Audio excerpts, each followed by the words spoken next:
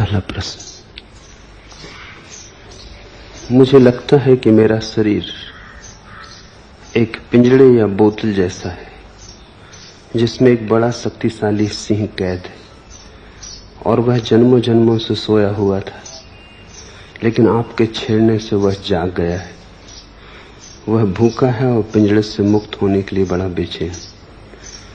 दिन में अनेक बार वह बौखलाकर हुंकार मारता है, गर्जन करता है और ऊपर की ओर उछलता है। उसकी हुंकार गर्जन व ऊपर की ओर उछलने के धक्के से मेरा रोआ रोआ कँप जाता है और माथे व सिर का ऊपरी हिस्सा ऊर्जा से फटने लगता है। इसके बाद मैं एक अजीब नशे व मस्ती में डूब जाता हूँ। फिर वह सिंह जरा शांत होकर कसमसाता, चहलकदमी करता व गुर्राता रहता है और फिर कीर्तन में या आपके स्मरण से वह मस्त होकर नाचता भी है। अनुकंपा करके समझाएं कि यह क्या हो रहा है। पूछा है योग चिन्मय ने।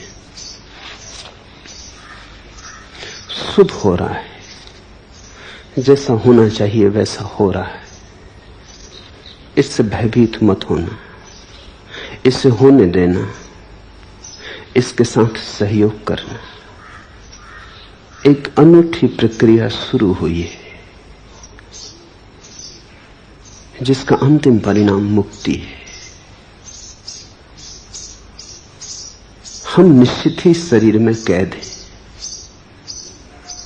सिंह पिंजरे में बंद है,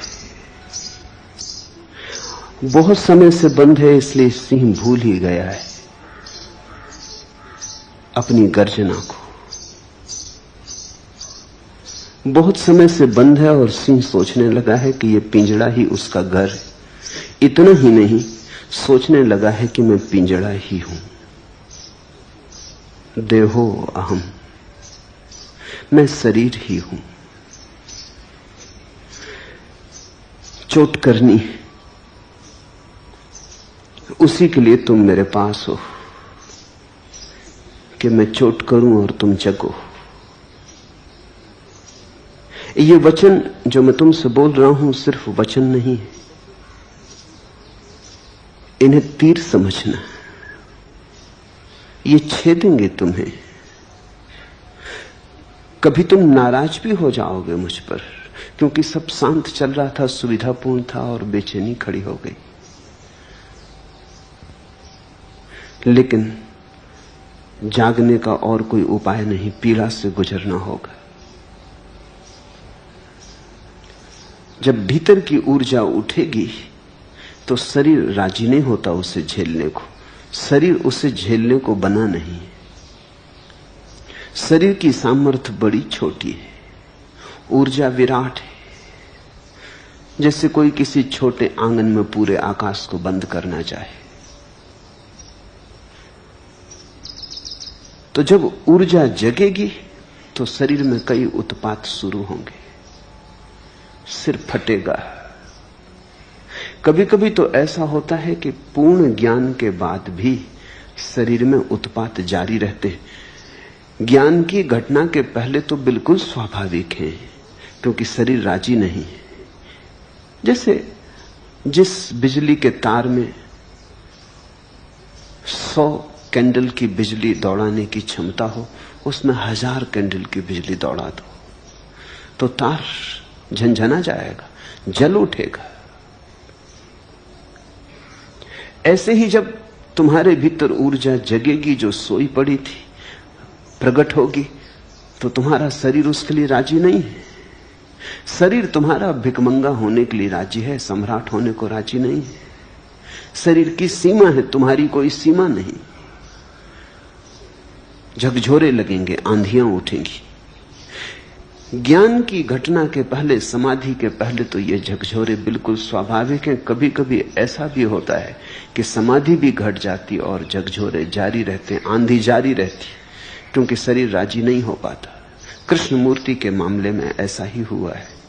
40 साल से परम ज्ञान की उपलब्धि के बाद भी प्रक्रिया जारी, शरीर झटके झेल नहीं पाता।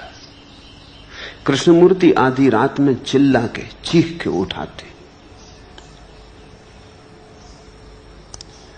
गुर्राने लगते, वस्तुतः गुर्राने लगते। और सिर में 40 साल से दर्द बना हुआ है जो जाता नहीं, आता है जाता है लेकिन पूरी तरह जाता नहीं। दर्द कभी इतना प्रगाढ़ हो जाता है कि सिर फटने लगता है। कृष्णमूर्ति के पिछले 40 वर्ष शरीर की दृष्टि से बड़े कष्ट के रहे। ऐसा कभी कभी होता है, अक्सर तो समाधि के साथ साथ शरीर राजी हो जाता है, लेकिन कृष्णमूर्ति के साथ इसलिए नहीं हो पाया शांत क्योंकि समाधि के लिए बड़ी चेष्टा की गई। थियोसॉफी के जिन विचारकों ने कृष्णमूर्ति को बड़ा किया, उन्होंने बड़ा प्रयास किया, समाधि को लाने के लिए बड़ी अथक चेष्टा की। उनकी आकांक्षा थी कि एक जगत गुरु को वो पैदा करें। जगत को जरूरत है कोई बुद्धावतार पैदा हो। कृष्णमूर्ति ने अगर अपनी ही चेष्टा से काम किया होता तो शायद उन्हें 1-2 जन्म और लग जाते, लेकिन तब ये अड़चन न होती। त्वरा के साथ काम किया गया, जो 2 जन्मों में होना चाहिए था वो शीघ्रता से घट गया। घट तो गया लेकिन शरीर राजी नहीं हो पाया, आकस्मिक घट गया। शरीर तैयार ना था और घट गया। तो 40 वर्ष शारीरिक पीड़ा के रहे। आज भी कृष्णमूर्ति रात गुर्राते, नींद से उठाते, ऊर्जा सोने नहीं देती, चीखते हैं। ये थोड़ी हैरानी की बात मालूम होगी कि परम ज्ञान को व्यक्ति रात में चीखे, लेकिन पूरा गणित साफ है। जिस घटना को घटने में 2 जन्म कम से कम लगते, वो बड़ी शीघ्रता से घटा ली गई। उसके लिए शरीर तैयार नहीं हो पाया था, इसलिए प्रक्रिया अभी भी जारी है। घटना घट गई और तैयारी जारी है। घर पहुंच गए और शरीर पीछे रह गया है, वो अभी भी घसीट रहा है। आत्मा घर पहुंच गई, शरीर घर नहीं पहुंचा है। वो जो घसटन है वो जारी है, उससे दर्द है, पीड़ा है। तो इससे घबराना मत।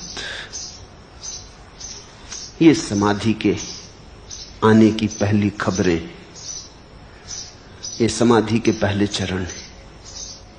इन्हें सौभाग्य मानना, इनसे राजी हो जाना। इन्हें सौभाग्य मान के राजी हो जाओगे तो शीघ्र ये धीरे धीरे शांत हो जाएंगे।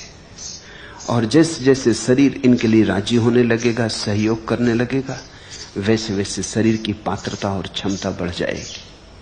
उस असीम को पुकारा है तो असीम बनना होगा। उस विराट को चुनौती दी है तो विराट बनना होगा।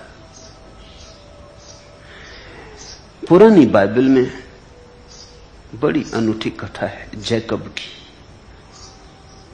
जैकब ईश्वर की खोज करने में लगा है। उसने अपनी सारी संपत्ति बेच दी, अपने सारे परिजनों, अपनी पत्नी, अपने बच्चे, अपने नौकर, सबको अपने से दूर भेज दिया। वो एकांत नदी तट पर ईश्वर की प्रतीक्षा कर रहा है। ईश्वर का आगमन हुआ, लेकिन घटना बड़ी अद्भुत है कि जैकब ईश्वर से कुश्ती करने लगा। अब ईश्वर से कोई कुश्ती करता है,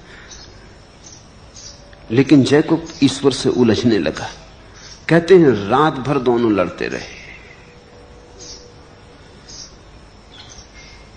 सुबह होते होते, भोर होते होते जैकब हार पाया। जब ईश्वर उसे जाने लगा तो जैकब ने ईश्वर के पैर पकड़ लिए और कहा, मुझे आशीर्वाद तो दे दो। ईश्वर ने कहा, तेरा नाम क्या है? तो जैकब ने अपना नाम बताया, कहा मेरा नाम जैकब। ईश्वर ने कहा, आज से तू इज़राइल हुआ, जिस नाम से यहूदी जाने जाते। आज से तू इज़राइल, अब तू जैकब ना रहा, जैकब मर गया। जैसे मैं तुम्हारा नाम बदल देता हूं जब सन्यास देता हूं, पुराना गया। ईश्वर ने जैकब को कहा, जैकब मर गया, अब से तू इज़राइल है। यह कहानी पुरानी बाइबल में है। ऐसी कहानी कहीं भी नहीं कि कोई आदमी ईश्वर से लड़ा हो, लेकिन इस कहानी में बड़ी सच्चाई है। जब वो परम ऊर्जा उतरती तो करीब करीब जो घटना घटती है वो लड़ाई जैसी ही है। और जब वो परम घटना घट जाती है और तुम ईश्वर से हार जाते हो और तुम्हारा शरीर पस्त हो जाता है और तुम हार स्वीकार कर लेते हो, तो तुम्हारी परम दीक्षा हुई। उसी घड़ी ईश्वर का आशीर्वाद बरसता है, तब तुम नए हुए, तभी तुमने पहली बार अमृत का स्वाद चखा। तो योग चिन्ह में करीब करीब वहां है जहां जैकब रहा होगा। रात कितनी बड़ी होगी कहना कठिन है, संघर्ष कितना होगा कहना कठिन है, कोई भविष्यवाणी नहीं की जा सकती, लेकिन सुबह संघर्ष, इस ऊर्जा को सहारा देना। ये जो सिंह भीतर मुक्त होना चाहता है, यही तुम हो। ये जो ऊर्जा उठना चाहती है सिर की तरफ, काम केंद्र से सहस्त्रार की तरफ जाना चाहती, राह बनाना चाहती, यही तुम हो। ये जन्मों जन्मों से कुंडली मार के पड़ी थी, अब ये फन उठाना शुरू कर रही है। सौभाग्यशाली हो, धन्यभागी हो। इसी से परम आशीर्वाद के करीब आओगे, तुम्हारा वास्तविक रूपांतरण होगा। कृष्णमूर्ति ने अपने नोटबुक में लिखा है कि जब भी ये सिर फटता है और रात में सो नहीं पाता और चीख पुकार उठती है और कोई मेरे भीतर गुर्राता है, उसके बाद ही बड़े अनूठे अनुभव घटते हैं। उसके बाद ही बड़ी शांति उतरती, चारों तरफ वरदान की वर्षा होती, सब तरफ कमल ही कमल खिल जाते। ठीक वैसा ही चिन्मय को होना शुरू हुआ। अच्छा है। इसके बाद में एक अजीब नशे और मस्ती में डूब जाता हूं, क्योंकि जब ऊर्जा अपना संघर्ष करके ऊपर उठेगी और शरीर थोड़ा सा राजी होगा तो एक नई मस्ती आएगी। विकास हुआ, तुम थोड़े ऊपर उठे, तुमने थोड़ा अतिक्रमण किया, तुम कारागृह के थोड़े से बाहर हुए, स्वतंत्र आकाश मिला, तुम प्रफुल्लित होगे, तुम नाचोगे, तुम मगन होके नाचोगे। फिर वह सिंह शांत होकर कसमसाता, चहलकदमी करता, गुर्राता रहता और कीर्तन में या आपके स्मरण से मस्त होकर नाचता भी है। वो सिंह नाचना ही चाहता है, शरीर में जगह नहीं है नाचने लायक। नाचने को स्थान तो चाहिए, शरीर में स्थान कहां है? शरीर के बाहर ही नृत्य हो सकता है। इसलिए अगर तुम ठीक से नाचोगे तो तुम पाओगे कि तुम शरीर नहीं रहे। नाच की आखिरी गरिमा में, आखिरी ऊंचाई पर तुम शरीर के बाहर हो जाते हो। शरीर फिरकता रहता, थिरकता रहता, लेकिन तुम बाहर होते हो, तुम भीतर नहीं होते। इसलिए तुम्हें ध्यान की प्रक्रियाओं में नृत्य को अनिवार्य रूप से जोड़ दिया हूं, क्योंकि नृत्य से अद्भुत ध्यान के लिए और कोई प्रक्रिया नहीं।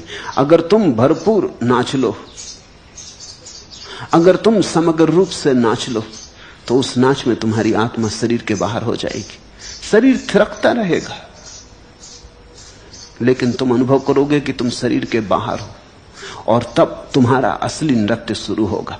यहां शरीर नीचे नाचता रहेगा, तुम वहां ऊपर नाचोगे। शरीर पृथ्वी पर, तुम आकाश पर। शरीर पार्थिव में, तुम अपार्थिव में। शरीर जड़ नृत्य करेगा, तुम चैतन्य का नृत्य करोगे, तुम नटराज हो जाओगे।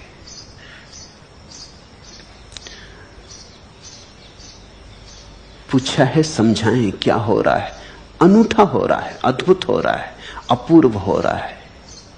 समझाने योग्य नहीं है जो हो रहा है, अनुभव करने योग्य है।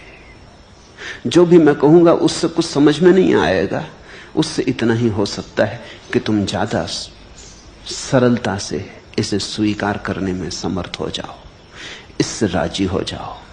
इसे दबाना मत। स्वाभाविक मन होता है दबाने का कि ये क्या पागलपन है कि मैं सिंह की तरह गुर्रा रहा हूं। ये गर्जना कैसी, लोग पागल समझेंगे। तो स्वाभाविक मन होता है कि दबा लो इसे, छिपा लो इसे, मत किसी को पता चलने दो, कोई क्या कहेगा, फिक्र मत करना, कौन क्या कहता है इसकी फिक्र मत करना। लोग पागल कहें तो पागल हो जाना। पागल हुए बिना कभी कोई परमहंस हुआ है? तुम तो अपने भीतर पर ध्यान देना। अगर इससे आनंद आ रहा है, मस्ती आ रही, सुरा बरस रही, तो तुम फिक्र मत करना। इस संसार के पास कुछ भी नहीं है इतना मूल्यवान तुम्हें देने को, इसलिए इस संसार से कोई सौदा मत करना।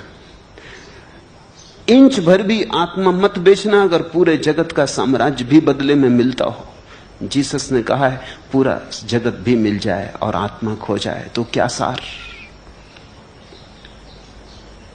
आत्मा बच जाए और सारा जगत भी खो जाए तो भी सार ही सार है। हिम्मत रखना, साहस रखना, भरोसे से, श्रद्धा से बढ़े जाना। जल्दी ही धीरे धीरे करके शरीर राजी हो जाएगा। तब गर्जना भी खो जाएगी, तब नृत्य ही रह जाएगा। तब सिंह तड़फेगा नहीं, क्योंकि सिंह को रास्ता मिल जाएगा। जब जाना चाहे बाहर चला जाए, जब आना चाहे तब भीतर आ जाए। तब ये देह कारागृह नहीं रह जाती, तब ये देह विश्राम का स्थल हो जाती। तुम जब आना हो भीतर आ जाओ, जब तुम जाना हो बाहर चले जाओ। जब तुम इतनी सरलता से बाहर भीतर आ सकते हो जैसे अपने घर में आते जाते हो। सर्दी है, शीत लग रही, तो तुम बाहर चले जाते हो, धूप में बैठ जाते हो। फिर धूप बढ़ गई, सूरज चढ़ाया, गर्मी होने लगी, पसीना बहने लगा, तुम उठ के भीतर चले आते हो। जैसे तुम अपने घर में बाहर भीतर आते हो, तो घर कारागृह नहीं है। ऐसा अगर तुम कारागृह में बैठे हो तो इतनी सुविधा नहीं है कि जब तुम्हारा दिल हो बाहर आ जाओ, जब तुम्हारा दिल हो भीतर आ जाओ। कारागृह में तुम बंदी हो, घर में तुम मालिक हो। जैसे जैसे तुम्हारा सिंह नाच सकेगा बाहर, उड़ सकेगा आकाश में, चांद तारों के साथ खेल सकेगा, फिर कोई बात नहीं, फिर शरीर से कोई झगड़ा नहीं। फिर शरीर विश्राम का स्थल है। जब थक जाएगा तुम भीतर लौट के विश्राम भी करोगे। फिर शरीर से कोई दुश्मनी भी नहीं, शरीर फिर मंदिर है।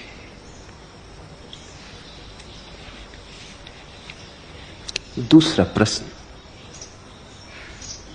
कल आपने कहा कि आप तो सदा हमारे साथ हैं, लेकिन हमारे संन्यास लेने से हम भी आपके साथ हो लेते। मुझे तो ऐसा कोई क्षण स्मरण नहीं आता जब मैंने संन्यास लिया हो। कब लिया, कहां लिया? आपने ही दिया था। मैं आप तक पहुंचा कहां हूं अभी? मुझे तब कुछ पता न था संन्यास का, और न आज ही है। तो कैसे होऊं संन्यास्त प्रभु, कैसे आऊं मैं आप तक? मेरी उतनी पात्रता कहां, मेरी उतनी श्रद्धा व समर्पण कहां?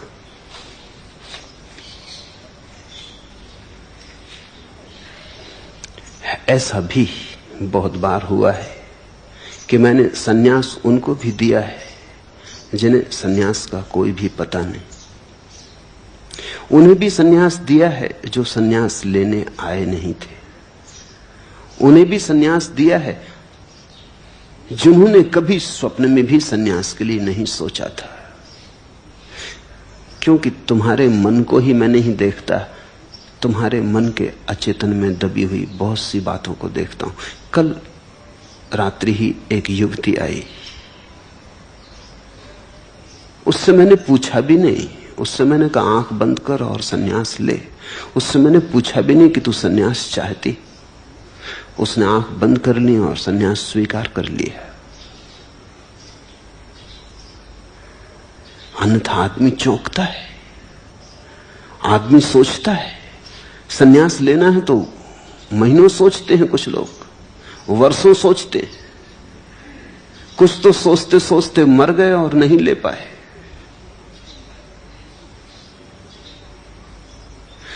उसने चुपचाप स्वीकार कर लिया। उसे चेतन रूप से कुछ भी पता नहीं, लेकिन हम नए थोड़ी हैं, हम अति प्राचीन हैं। वो युवती बहुत जन्मों से खोजती रही, ध्यान की उसके पास संपदा है। उस संपदा को देख के ही मैंने कहा कि तू डूब, आंख बंद कर। उससे मैंने कहा तुझसे मैं पूछूंगा नहीं कि तुझे सन्यास लेना या नहीं, पूछने की कोई जरूरत नहीं। ऐसा ही मैंने दयाल को भी सन्यास दिया था। दयाल का ये प्रश्न है, दयाल से पूछा नहीं, दयाल को पता भी नहीं तुम्हें अपना ही पता कहां है, तुम कहां से आते हो पता नहीं, क्या क्या संचित संपदा लाते हो पता नहीं, क्या क्या तुमने किया है अनेक अनेक जन्मों में उसका तुम्हें पता नहीं, क्या क्या तुमने खोज लिया था, क्या क्या अधूरा रह गया है उसका तुम्हें कुछ पता नहीं। हर बार मौत आती है और तुमने जो किया था सब चौपट कर जाती है। तुम में से बहुत ऐसे हैं जो बहुत बार संन्यास्त हो चुके, हर बार मौत आके चौपट कर गई और तुम्हारी इतनी स्मृति नहीं है कि तुम याद कर लो। ऐसा ही समझो कि तुम एक काम कर रहे थे, तुम एक चित्र बना रहे थे, अधूरा बना पाए थे कि मौत आ गई। बस मौत आ गई तो तुम भूल गए, फिर तुम जन्मे। फिर अगर तुम्हें वो अधूरी चित्र की सूचना भी मिल जाए, वो अधूरा चित्र भी तुम्हारे सामने लाके रख दिया जाए, तो भी तुम्हें याद नहीं आता, क्योंकि तुमने तो सोचा ही नहीं इस जन्म में कि मैं और चित्रकार। और अगर मैं तुमसे कहूं इसे पूरा कर लो, यह अधूरा पड़ा है, तुमने बड़ी आकांक्षा से बनाया था, तुमने बड़ी गहन अभीप्सा से रचा था, अब इसे पूरा कर लो। मौत बीच में आ गई थी, अधूरा छूट गया था। तुम कहोगे मुझे तो कुछ पता नहीं, आप पकड़ा देते हैं तूलिका तो ठीक है, लेकिन मुझे तूलिका पकड़ना भी नहीं आता। आप रख देते हैं ये रंग तो ठीक है, रंग दूंगा, लेकिन मुझे कुछ पता नहीं कि चित्र कैसे बनाए जाते हैं। फिर भी मैं तुमसे कहता हूं शुरू करो, शुरू करने से ही याद आ जाएगी। चलो पकड़ो तूलिका हाथ में, याद आ जाए शायद। ऐसा हुआ दूसरे महायुद्ध में, एक सैनिक गिरा चोट खाकर, उसकी स्मृति खो गई गिरते ही। सिर पे चोट लगी, स्मृति के तंतु अस्त व्यस्त हो गए, वो भूल गया अपना नाम भी, वो भूल गया मैं कौन हूं। और युद्ध के मैदान से जब वो लाया गया तो वो बेहोश था, कहीं उसका तगमा भी गिर गया, उसका नंबर भी गिर गया। बड़ी कठिनाई खड़ी हो गई। जब वो होश में आया तो न उसे अपना नंबर पता है, ना अपना नाम पता है, ना अपना ओहदा पता है। मनोवैज्ञानिकों ने बड़ी चेष्टा की, खोजबीन करने की, सब तरह के उपाय किए, कुछ पता न चले। वो आदमी बिल्कुल कोरा हो गया, जैसे अचानक उसकी स्मृतियों से सारा संबंध टूट गया। फिर किसी ने सुझाव दिया कि अब एक ही उपाय कि इसे इंग्लैंड में घुमाया जाए। वो इंग्लैंड की सेना का आदमी था, इसे इंग्लैंड में घुमाया जाए, शायद अपने गांव के पास पहुंच के इसे याद आ जाए। तो उसे इंग्लैंड में घुमाया गया, ट्रेन पे बिठा के 2 आदमी उसे लेके चले। हर स्टेशन पर गाड़ी रुकती, वो उसे नीचे उतारते, वो देखता खड़े होके। वो थक गए, इंग्लैंड छोटा मुल्क है इसलिए बहुत अड़चन न थी, सब जगह घुमा दिया। और अंततः एक छोटे से स्टेशन पर जहां गाड़ी रुकती भी नहीं थी, लेकिन किसी कारणवश रुक गई, वो आदमी नीचे उतरा, उसने स्टेशन पर लगी तख्ती देखी, उसने कहा अरे ये रहा मेरा गांव। वो दौड़ने लगा, वो पीछे भूल ही गया कि मेरे साथ 2 आदमी हैं। वो 2 आदमी उसके पीछे भागने लगे। वो स्टेशन से निकल के गांव में दौड़ा, सब याद आ गया, गली कूचे याद आ गए। उसने किसी से पूछा भी नहीं, गली कूचों को पार करके वो अपने घर के सामने पहुंच गया। उसने कहा अरे ये रहा मेरा घर, ये रहा मेरा नाम, ये मेरी तख्ती भी लगी। उसे सब याद आ गई, बस एक चोट पड़ी कि फिर उसे सारी याद आ गई। विस्मृति खो गई, स्मृति का तंतु फिर जुड़ गया। तो कभी कभी मैं जिसे दयाल को संन्यास दिया, इसी आशा में कि घुमाऊंगा गेरुए वस्त्रों में, शायद याद आ जाए कि तुम पहले भी गेरुए वस्त्रों में घूमे हो, कि कहूंगा नाचो, शायद नाचते नाचते किसी दिन उस मनो अवस्था में पहुंच जाओ जहां तुम्हें अतीत जन्मों के नृत्य याद आ जाएं। कहूंगा ध्यान करो, ध्यान करते करते शायद अचेतन का कोई द्वार खुल जाए, स्मृतियों का बहाव आ जाए। इसलिए तो बोले चला जाता हूं, कभी गीता पर, कभी अष्टावक्र पर, कभी जरथुस्त्र पर, कभी बुद्ध पर, कभी जीसस पर, कभी कृष्ण पर। न मालूम कौन सा शब्द तुम्हारे भीतर गूंज बना दे, न मालूम कौन सा शब्द तुम्हारे भीतर कुंजी बन जाए, न मालूम कौन सा शब्द तुम्हें जगा दे तुम्हारी नींद से। सब उपाय किए चला जाता हूं, कोशिश सिर्फ इतनी है कि किसी तरह मृत्युओं ने जो बीच बीच में आके तोड़ दिया है और तुम्हारा जीवन अस्त व्यस्त हो गया है, उसमें एक सिलसिला पैदा हो जाए, उसमें एक तांता आ जाए, एक रास्ता आ जाए। बस एक रास्ता आते ही तुम्हारी नियति करीब आने लगेगी। तुमने घर तो बहुत बार बनाया, अधूरा अधूरा छूट गया।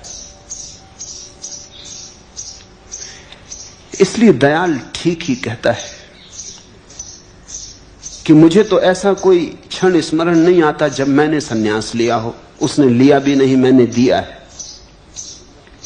कब लिया, कहां लिया, आपने ही दिया था। मैं आप तक पहुंचा कहां हूं अभी? मुझ तक तो तुम तभी पहुंचोगे जब तुम तक पहुंच जाओगे। मुझ तक पहुंचने का और कोई उपाय भी नहीं। अपने तक पहुंच जाओ कि मुझ तक पहुंच गए। स्वयं को जान लो तो मुझे जान लिया। मेरे पास आने के लिए बाहर की कोई यात्रा नहीं करनी, अंतरतम और अंतरतम में उतर जाना है। न मुझे तब कुछ पता था सन्यास का और न आज ही पता है, होगा शीघ्र ही पता होगा। न तब पता था न आज पता है, ये सच। लेकिन ये मनोदशा अच्छी कि तुम सोचते हो, जानते हो कि तुम्हें पता नहीं। दुर्भाग्य तो उनका है जिनको पता नहीं और सोचते हैं कि पता है। तुम तो ठीक स्थिति में हो। यही तो निर्दोष चित्त की बात है कि मुझे पता नहीं। तो तुम खाली हो, तो तुम्हें भरा जा सकता है। कुछ हैं जिन्हें कुछ भी पता नहीं और बहुत है उनकी संख्या, लेकिन सोचते हैं उन्हें पता है। इसी भ्रांति के कारण पता हो सकता है उससे भी वंचित रह जाते हैं। ज्ञान रोक लेता है ज्ञान तक जाने से। अगर तुम्हें पता है कि मैं अज्ञानी हूं तो तुम ठीक दिशा में हो। ऐसी निर्दोष चित्तता में ही ज्ञान की परम घटना घटती। जानना कि मैं नहीं जानता हूं, जानने की तरफ पहला कदम है। मेरी पात्रता कहां, मेरी उतनी श्रद्धा और समर्पण कहां? ये पात्र व्यक्ति के हृदय में ही भाव उठता है कि मेरी पात्रता कहां। अपात्र तो समझते हैं, हम जैसा सुपात्र कहां। ये विनम्र भाव ही तो पात्रता है कि मेरी पात्रता कहां, कि मेरा समर्पण कहां, कि मेरी श्रद्धा कहां। यही तो श्रद्धा की सूचना है। बीज मौजूद है, बस समय की प्रतीक्षा है। ठीक अनुकूल समय पर, ठीक अनुकूल ऋतु में अंकुरण होगा, क्रांति घटेगी। और ये यात्रा तो अनूठी यात्रा है। ये यात्रा तो अपरिचित अज्ञेय की यात्रा है। मुसलसल खामोशी की ये पर्दापोशी अबस है कि अब राजदां हो गए हम। सुकून खो दिया हमने तेरे जुनू में, तेरे गम में 16 बजा हो गए हम। हुए इस तरह खम जमानों के हाथों, कभी तीर थे अब कमा हो गए हम। न रहबर न कोई रफीके सफर है, ये किस रास्ते पर रवां हो गए हम। हमें बेखुदी में बड़ा लुत्फ आया कि गुम हो के मंजिल निसा हो गए हम। ये मंजिल ऐसी है कि खो के मिलती है। तुम जब तक हो तब तक नहीं मिलेगी, तुम खोए की मिलेगी। हमें बेखुदी में बड़ा लुत्फ आया, जहां तुम नहीं, जहां तुम्हारा अहंकार गया, जहां बेखुदी आई। हमें बेखुदी में बड़ा लुत्फ आया कि गुम होके मंजिल निसा हो गए हम, कि खोके और पहुंच गए। यह रास्ता मिटने का रास्ता है। तो अगर तुम्हें लगता है मेरी समर्पण की पात्रता कहां, मिटना शुरू हो गए, बेखुदी आने लगी। अगर तुम्हें लगता है कि मेरी श्रद्धा कहां, तो बेखुदी आने लगी, तुम मिटने लगे। सन्यास यही है कि तुम मिट जाओ ताकि परमात्मा हो सके। न रहबर न कोई रफीके सफर है। ये तो बड़ी अकेले की यात्रा है। न कोई रहबर न रफीके सफर है, न कोई साथी है, न कोई मार्गदर्शक है। अंततः तो गुरु भी छूट जाता है, क्योंकि वहां इतनी जगह भी कहां। प्रेम गली अति सांकरी, तामे दो न समा है। वहां इतनी जगह कहां कि तीन बन सके, दो भी नहीं बनते। तो शिष्य हो, गुरु हो, परमात्मा हो, तो तीन हो गए। वहां तो दो भी नहीं बनते। तो वहां गुरु भी छूट जाता है, वहां तुम भी छूट जाते, वहां परमात्मा ही बचता है। न रहबर न कोई रफीके सफर है। ये किस रास्ते पर रवां हो गए हो। सन्यास तो बड़ी अनजानी यात्रा है, बड़ी हिम्मत, बड़े साहस की यात्रा है। जो अनजान में उतरने का जोखिम ले सकते हैं उनकी। ये होशियारों, हिसाब लगाने वालों का काम नहीं। ये कोई गणित नहीं है, ये तो प्रेम की छलांग है।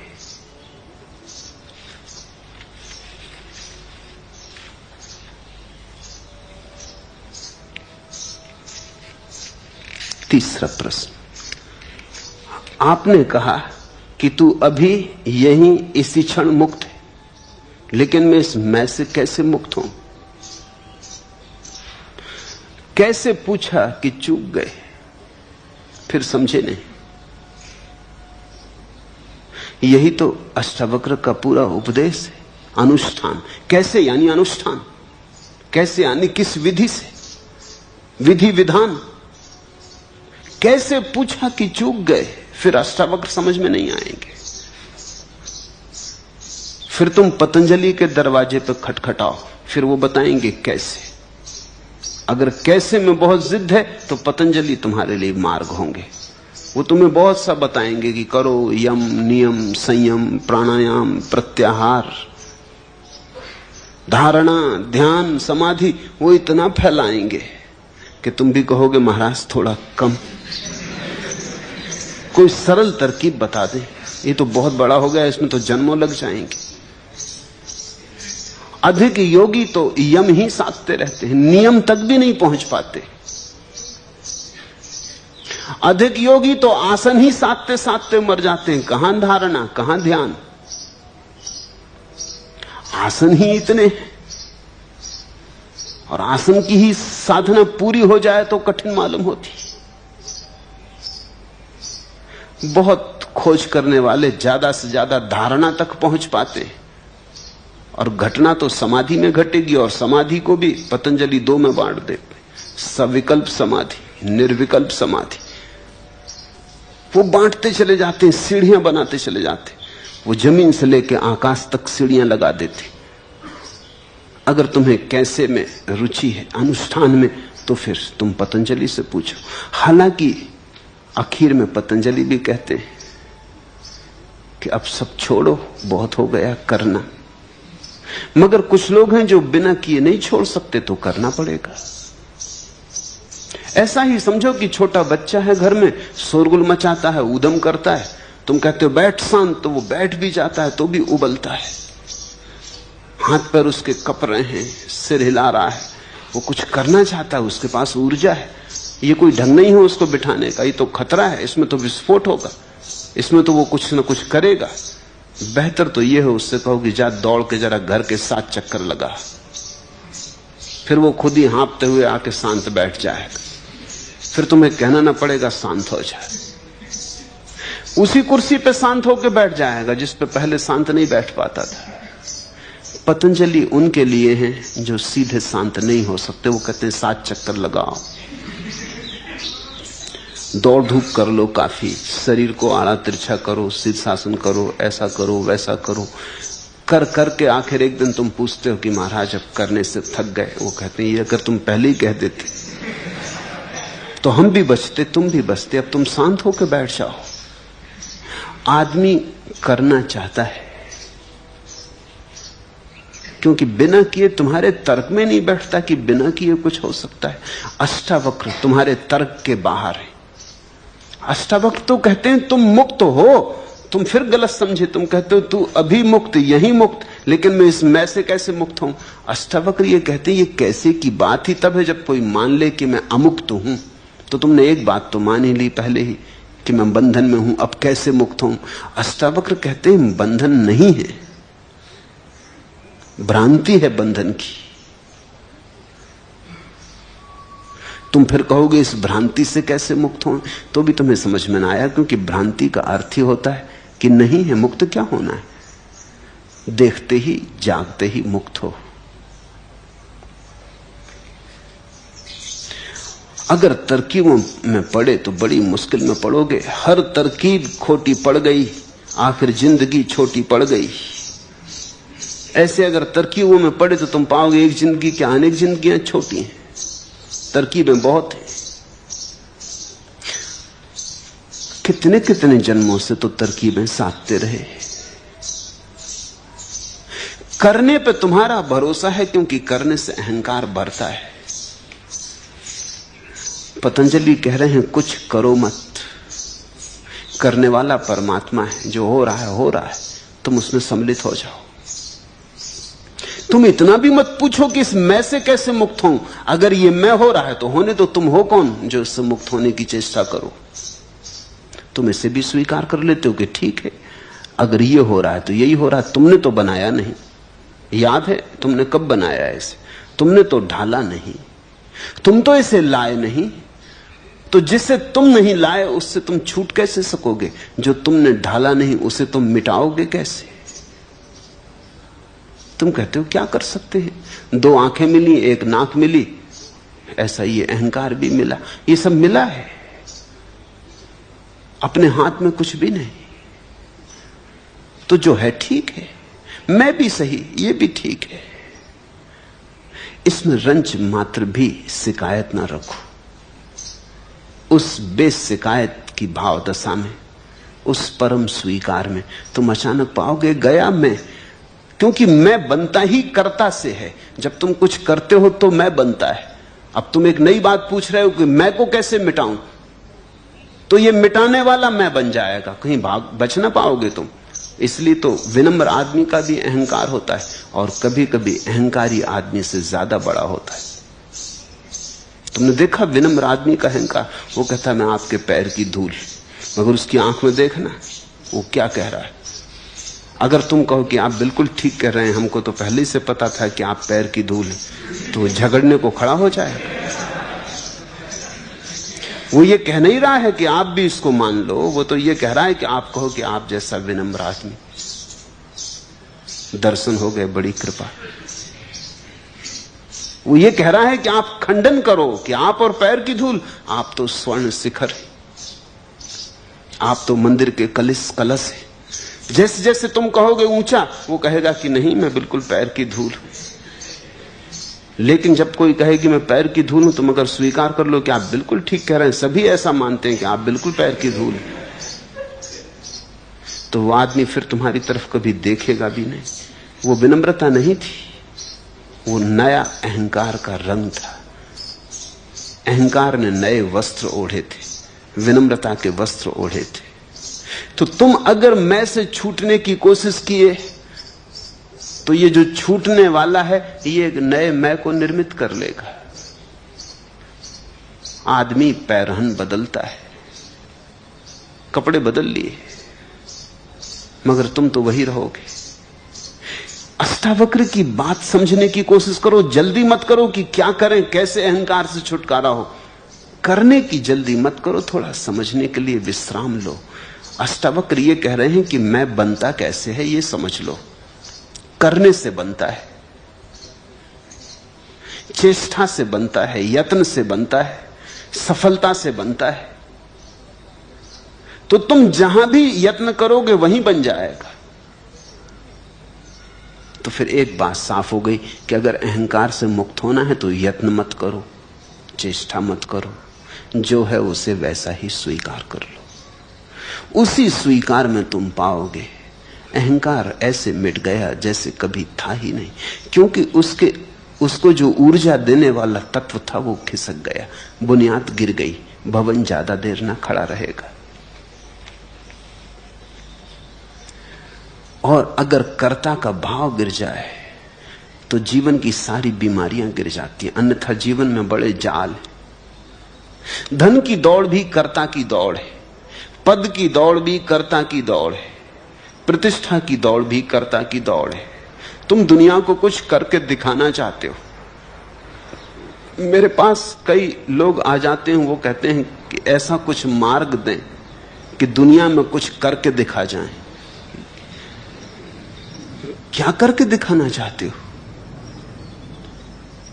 कि नहीं, वो कहते हैं कि नाम रह जाए, हम तो चले जाएंगे लेकिन नाम रह जाए। नाम रहने से क्या प्रयोजन है? तुम्हारे नाम में और किसी की कोई उत्सुकता नहीं सिवाय तुम्हारे।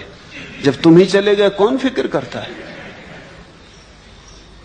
जब तुम ही ना बचोगे तो तुम्हारा नाम क्या खाक बचेगा? तुम ना बचे जीवंत तो नाम तो केवल तख्ती थी, वो क्या खाक बचेगा? कौन फिक्र करता तुम्हारे नाम की? और नाम बच भी गया तो क्या सार है? किन्हीं किताबों में दबा पड़ा रहेगा, तड़फेगा वह। सिकंदर का नाम है, नेपोलियन का नाम है, क्या सार है? नहीं, लेकिन हमें बचपन से ये रोग सिखाए गए, बचपन से ये कहा गया कुछ करके मरना, बिना करे मत मर जाना। अच्छा हो तो अच्छा, नहीं तो बुरा करके मरना, लेकिन नाम छोड़ जाना। लोग कहते हैं बदनाम हुए तो क्या, कुछ नाम तो होगा ही। अगर ठीक रास्ता ना मिले तो उल्टे रास्ते से कुछ करना, लेकिन नाम छोड़ के जाना।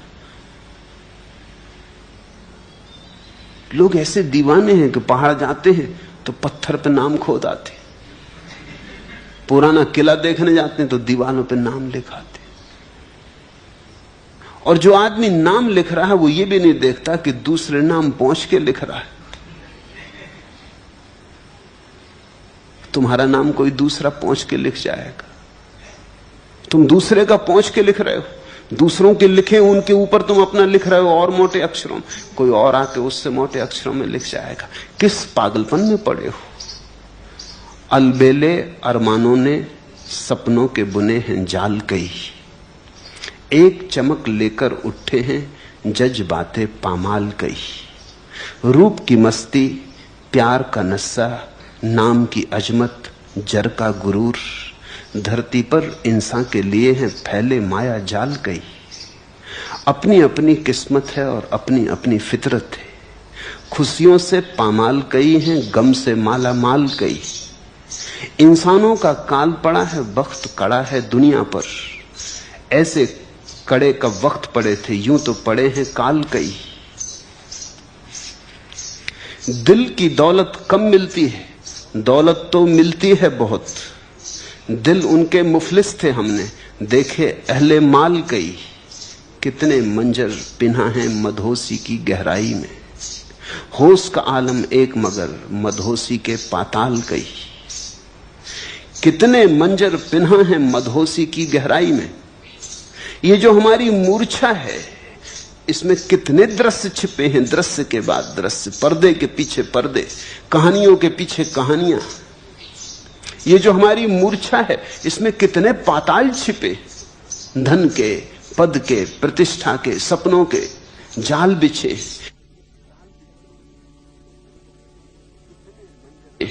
कितने मंजर पिन्हा है मधोसी की गहराई में, होश का आलम एक मगर मधोसी के पाताल कई। लेकिन जो होश में आ गया है उसका आलम एक है, उसका स्वभाव एक है, उसका स्वरूप एक है, उसका स्वाद एक है। बुद्ध ने कहा है जैसे चखो सागर को कहीं भी तो खारा है, ऐसा ही तुम मुझे चखो तो मैं सभी जगह से होशपूर्ण। मेरा एक ही स्वाद है, होश। वही स्वाद अष्टावक्र का है। करता नहीं, भोगता नहीं, साक्षी। तो ये तो पूछो ही मत कैसे, क्योंकि कैसे में तो करता आ गया, भोगता आ गया, तो तुम चूक गए, अष्टावक्र की बात चूक गए। अष्टावक्र इतना ही कहते हैं, जो भी है उसे देखो, साक्षी बनो, बस देखो। अहंकार है तो अहंकार को देखो, करने का क्या है? सिर्फ देखो, और देखने से क्रांति घटित होती है। तुम समझे बात थोड़ी जटिल है, लेकिन जटिल इतनी नहीं कि समझ में ना आए। बात सीधी साफ भी है। अष्टावक्र कह रहे हैं कि तुम सिर्फ देखो, तो देखने में करता तो रह नहीं जाता है, मात्र साक्षी रह जाते हो।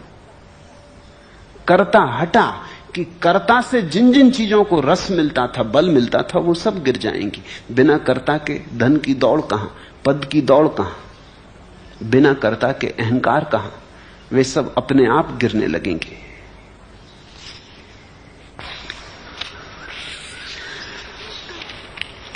एक बात साध लो, साक्षी, शेष कुछ भी करने को नहीं, शेष सब अपने से हो जाएगा।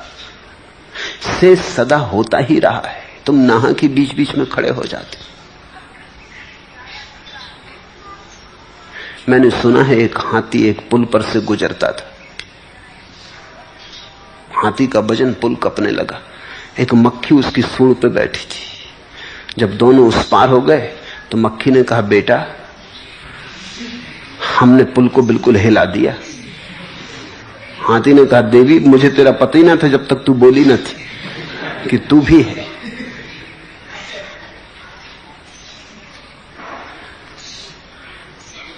ये तुम जो सोच रहे हो तुमने पुल को हिला दिया, ये तुम नहीं हो, ये जीवन ऊर्जा है। तुम तो मक्खी की तरह हो जो जीवन ऊर्जा पर बैठे कहते, बेटी बेटा देखो कैसा हिला दिया। ये अहंकार तो सिर्फ तुम्हारे ऊपर बैठा, तुम्हारी जो अनंत ऊर्जा है उससे सब कुछ हो रहा है। वो परमात्मा की ऊर्जा है, उसमें तुम्हारा कुछ लेना देना नहीं। वही तुम में श्वास लेता है, वही तुम में जागता, वही तुम में सोता। तुम बीच में ही अकड़ ले लेते हो। इतना जरूर है कि तुम जब अकड़ लेते हो तो वो बाधा नहीं डालता। हाथी ने तो कम से कम बाधा डाली। हाथी ने कहा कि देवी मुझे पता ही ना था कि तू भी मेरे ऊपर बैठी। इतना तो कम से कम हाथी ने कहा। परमात्मा इतना भी नहीं कहता। परमात्मा परम मौन है। तुम अकड़ते हो तो अकड़ लेने देता है, तुम उसके कर्तव्य पर अपना दावा करते हो तो कर लेने देता है। जो तुमने किया ही नहीं है उसको भी तुम कहते हो मैं कर रहा हूं, तो भी वो बीच में आके नहीं कहता कि नहीं तुम नहीं, मैं कर रहा हूं, क्योंकि उसके पास तो कोई मैं है नहीं। तो कैसे तुमसे कहे कि मैं कर रहा हूं? इसलिए तुम्हारी भ्रांति चलती जाती। लेकिन गौर से देखो, थोड़ा आंख खोल के देखो, तुम्हारे किए थोड़ी कुछ हो रहा है, सब अपने से हो रहा है।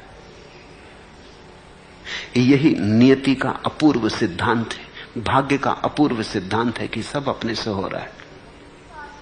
गलत लोगों ने उसके गलत अर्थ ले लिए, गलत लोगों की भूल। अन्यथा भाग्य का इतना ही अर्थ है कि भाग्य के सिद्धांत को अगर तुम ठीक से समझ लो तो तुम साक्षी रह जाओगे और कुछ करने को नहीं है फिर। लेकिन भाग्य से लोगों ने साक्षी तो न बने, अकर्मण्य बन गए। अकर्ता तो न बने, अकर्मण्य बन गए। अकर्ता और अकर्मण्य में भेद है। अकर्मण्य तो काहिल है, सुस्त है, मुर्दा है। अकर्ता ऊर्जा से भरा है, सिर्फ इतना नहीं कहता कि मैं कर रहा हूं, परमात्मा कर रहा है, मैं तो सिर्फ देख रहा हूं, ये लीला हो रही, मैं देख रहा हूं। आदमी बहुत बेईमान है, सुंदरतम सत्यों का भी बड़ा कुरूपतम उपयोग करता है। भाग्य बड़ा सुंदर सत्य है, उसका केवल इतना ही अर्थ है कि सब हो रहा है, तुम्हारे किए कुछ नहीं हो रहा है, सब नियत है। जो होना है होगा, जो होना है होता है, जो हुआ है होना था। तुम किनारे बैठ के शांति से देख सकते हो लीला, कोई तुम्हें बीच में उछल कूद करने की जरूरत नहीं। तुम्हारे आगे पीछे दौड़ने से कुछ भी फर्क नहीं पड़ रहा है। जो होना है वही हो रहा है, जो होना है वही होगा। फिर तुम साक्षी हो जाते हो। साक्षी की तरफ ले जाने के लिए भाग्य का ढांचा खोजा गया था। लोग साक्षी की तरफ तो नहीं गए, लोग अकर्मण्य होकर बैठ गए। उन्होंने कहा जब जो होना है होना है तो फिर ठीक, फिर हम करें ही क्यों। अभी भी धारणा यही रही कि हमारे करने का कोई बल है, हम करें ही क्यों। पहले कहते थे हम करके दिखाएंगे, अब कहते हैं करने में सार क्या। मगर कर्ता का भाव ना गया, वो अपनी जगह खड़ा हुआ है। अष्टावक्र को अगर तुम समझो तो कोई विधि नहीं है, कोई अनुष्ठान नहीं है। अष्टावक्र कहते हैं अनुष्ठान ही बंधन है, विधि ही बंधन है, करना ही बंधन है।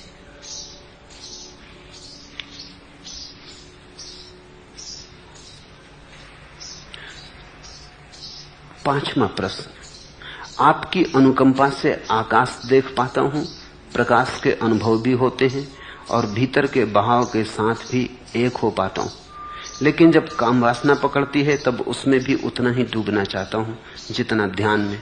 कृपया बताएं यह मेरी कैसी स्थिति। पहली बात, काम वासना के भी साक्षी बनो, उसके भी नियंता मत बनो, उसको भी जबरदस्ती नियंत्रण में लाने की चेष्टा मत करो, उसके भी साक्षी रहो। जैसे और सब चीजों के साक्षी हो वैसे ही काम वासना के भी साक्षी रहो। कठिन है क्योंकि सदियों से तुम्हें सिखाया गया कि काम वासना पाप है। उस पाप की धारणा मन में बैठी है। इस जगत में पाप है ही नहीं, बस परमात्मा है। ये धारणा छोड़ो। ये जगत में एक ही है रूप समाया सब में, वो परमात्मा है। क्षुद्र से क्षुद्र में वही, विराट से विराट में वही, निम्न में वही, श्रेष्ठ में वही। काम वासना में भी वही है और समाधि में भी वही है। यहां पाप कुछ है ही नहीं। इसका यह अर्थ नहीं कि मैं ये कह रहा हूं तुम काम वासना में ही अटके रह जाओ। मैं सिर्फ इतना कह रहा हूं उसे भी तुम परमात्मा का ही एक रूप समझो। और भी रूप है, शायद काम वासना पहली सीढ़ी है उसके रूप की। थोड़ा सा स्वाद समाधि का काम वासना में फलित होता है, इसलिए इतना रस है। जब और बड़ी समाधि घटने लगेगी तो वो रस अपने से खो जाएगा। जिन मित्र ने पूछा है कि ध्यान में लीन होता हूं, भीतर के बहाव के साथ एक हो पाता हूं, काम वासना पकड़ती तब उसमें भी उतना ही डूबना चाहता हूं। डूबो, रोकने की कोई जरूरत नहीं है। बस डूबते डूबते साक्षी बने रहना, देखते रहना कि डुबकी लग रही, देखते रहना कि काम वासना ने घेरा। असल में काम वासना शब्द ही निंदा ले आता है मन में। ऐसा कहना परमात्मा के एक ढंग ने घेरा, ये परमात्मा की ऊर्जा ने घेरा, ये परमात्मा की प्रकृति ने घेरा, परमात्मा की माया ने घेरा। लेकिन काम वासना शब्द का उपयोग करते ही पुराने सहयोग संबंध शब्द के साथ गलत है। ऐसा लगता है पाप हुआ, साक्षी रहना मुश्किल हो जाता है। या तो मूर्छित हो जाओ और या नियंता हो जाओ। साक्षी होना ना तो मूर्छित होना है और ना नियंता होना है, दोनों के मध्य में खड़ा होना। एक तरफ गिरो कुआं, एक तरफ गिरो खाई, बीच में रह जाओ तो सधे, तो समाधि। ये दोनों आसान है। काम वासना में मूर्छित हो जाना बिल्कुल आसान है, बिल्कुल भूल जाना कि क्या हो रहा है, नशे में हो जाना आसान है। काम वासना को नियंत्रण कर लेना, जबरदस्ती रोक लेना, संभाल लेना, वो भी आसान है। मगर दोनों में ही तुम चूक रहे हो। व्यभिचारी भी चूक रहा है, ब्रह्मचारी भी चूक रहा है। वास्तविक ब्रह्मचर्य तो तब घटित होता है जब तुम दोनों के मध्य में खड़े हो, जब तुम सिर्फ देख रहे हो। तब तुम पाओगे कि काम वासना भी शरीर में ही उठी और शरीर में ही गूंजी, मन में थोड़ी छाया पड़ी और विदा हो गई। तुम तो दूर खड़े रहे, तुम में कैसी काम वासना, तुम में वासना हो ही कैसे सकती है? तुम तो दृष्टा मात्र हो।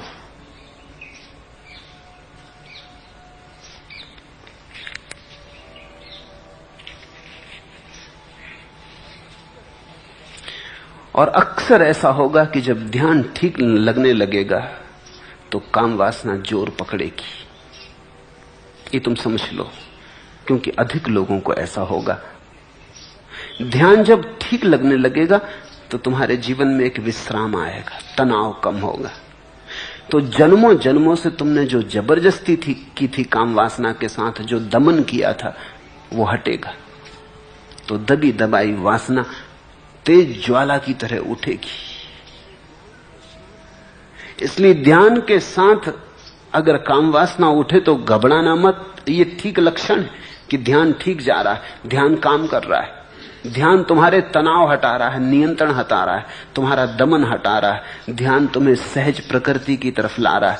पहले ध्यान तुम्हें प्रकृतिस्थ करेगा और फिर परमात्मा तक ले जाएगा, क्योंकि जो अभी नैसर्गिक नहीं है उसका स्वाभाविक होना असंभव है। जो अभी प्रकृति के साथ भी नहीं है वो परमात्मा के साथ नहीं हो सकता। तो ध्यान पहले तुम्हें प्रकृति के साथ ले जाएगा, फिर तुम्हें परमात्मा के साथ ले जाएगा। प्रकृति परमात्मा का वाह आवरण। अगर उससे भी तुम्हारा मेल नहीं है तो अंतरतम के परमात्मा से कैसे मेल होगा? प्रकृति तो परमात्मा के मंदिर की सीढ़ियां हैं। अगर तुम सीढ़ियां ही न चढ़े तो मंदिर के अंतर्गृह में कैसे प्रवेश होगा? अगर तुम मेरी बात समझ पाओ तो अब और दमन मत करो, अब चुपचाप उसे भी स्वीकार कर लो। परमात्मा जो दृश्य दिखाता है शुभ ही होगा, परमात्मा दिखाता है तो शुभ ही होगा। तुम नियंत्रण मत करो और न तुम निर्णायक बनो, और न तुम पीछे से खड़े होकर ये कहो कि ये ठीक और ये गलत, मैं ऐसा करना चाहता और ऐसा नहीं करना चाहता। तुम सिर्फ देखो।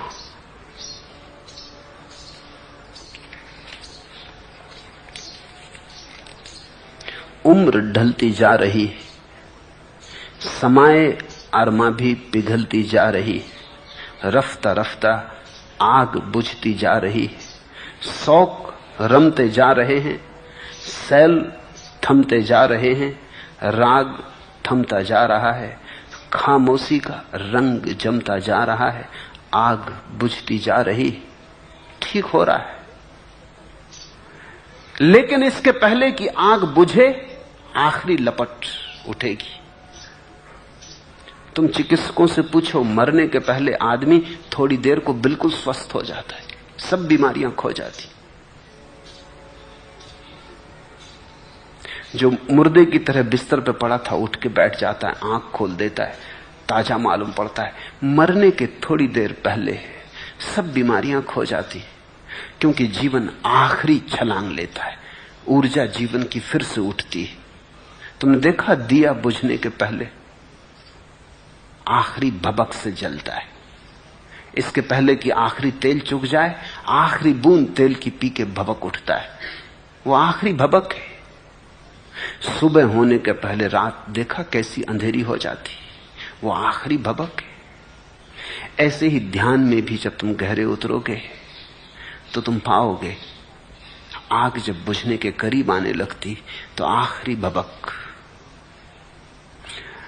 काम ऊर्जा भी उठेगी। उम्र ढलती जा रही है, समाए अरमा भी पिघलती जा रही, कामना का दिया पिघल रहा, उम्र ढल रही, रफ्ता रफ्ता आग बुझती जा रही, शौक रमते जा रहे, सैल थमते जा रहे, प्रवाह रुक रहा जीवन का, राग थमता जा रहा है, खामोशी का रंग जमता जा रहा है, ध्यान का रंग जम रहा है, मौन का रंग जम रहा है, खामोशी का रंग जमता जा रहा है, आग बुझती जा रही।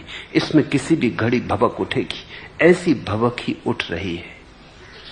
उसे देख लो, उसे दबा मत देना, अन्यथा फिर तुम्हारे भीतर सरक जाएगी। छुटकारा होने के करीब है, तुम उसे दबा मत लेना, अन्यथा फिर बंधन शुरू हो जाए। जो दबाया गया है वो फिर निकलेगा, जिसके साथ तुमने जबरदस्ती की है वो फिर आएगा।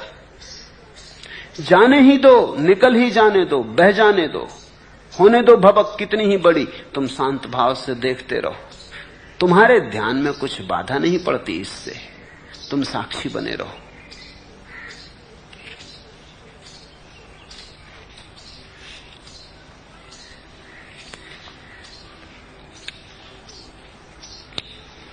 छठवां प्रश्न, आपने कहा कि किसी भी बंधन में मत पड़ो, शांत और सुखी हो जाओ, तो क्या सन्यास भी एक बंधन नहीं है?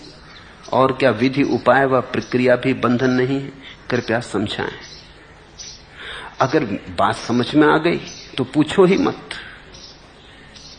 अगर पूछते हो तो बात समझ में आई नहीं। अगर बात समझ में आ गई मेरी कि किसी बंधन में मत पड़ो, शांत और सुखी हो जाओ, तो समझते से ही तुम सुखी और शांत हो जाओगे। फिर ये प्रश्न कहां?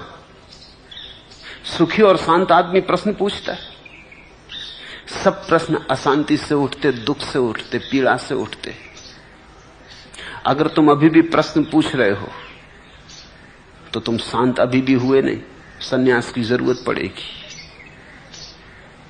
अगर शांत तुम हो जाओ तो क्या जरूरत सन्यास की? सन्यास हो गया। लेकिन अपने को धोखा मत दे लेना, सन्यास लेने की हिम्मत ना हो, अष्टावक्र का सहारा मत ले लेना। हां, अगर शांत हो गए हो तो कोई सन्यास की जरूरत नहीं। शांति की खोज में ही तो आदमी सन्यास लेता है। अगर तुम सुखी हो गए, समझते ही सुखी हो गए, अगर जनक जैसे पात्र हो तो बात खत्म हो गई। मगर तब ये प्रश्न ना उठता। जनक ने प्रश्न नहीं पूछा, जनक ने कहा, अहो प्रभु, तो मैं मुक्त हूं। आश्चर्य कि अब तक कैसे माया मोह में पड़ा रहा। तुम अगर जनक जैसे पात्र होते तो तुम कहते, धन्य, तो मैं मुक्त हूं, तो अब तक कैसे माया मोह में पड़ा रहा। तुम ये प्रश्न पूछते ही नहीं। मामला ऐसा है कि सन्यास लेने की कामना मन में, हिम्मत नहीं है। अष्टावक्र को सुनकर तुमने सोचा ये अच्छा हुआ कि सन्यास में बंधन है, कोई पढ़ने की जरूरत नहीं। और दूसरे बंधन छोड़ोगे कि सिर्फ सन्यास का ही बंधन छोड़ोगे? और सन्यासी तुम अभी हो ही नहीं तो उसे छोड़ने का कोई उपाय नहीं जो तुम्हारे पास ही नहीं। और बंधन क्या क्या छोड़ोगे? पत्नी छोड़ोगे, घर छोड़ोगे, धन छोड़ोगे, पद छोड़ोगे, मन छोड़ोगे, कर्ता छोड़ोगे, अहंकार भाव छोड़ोगे, और क्या क्या छोड़ोगे जो तुम्हारे पास है। निश्चित जो तुम्हारे पास है वही तुम छोड़ सकते हो। ये तो सन्यासियों को पूछने दो जो सन्यासी हो गए, तुम तो अभी सन्यासी हुए नहीं। ये तो सन्यासी पूछे कि क्या आप छोड़ दें सन्यास, तो समझ में आता है उसके पास सन्यास है, तुम्हारे पास है ही नहीं। जो तुम्हारे पास नहीं उसे तुम छोड़ोगे कैसे? जो तुम्हारे पास है वही पूछो। गृहस्थी छोड़ दें ये पूछो।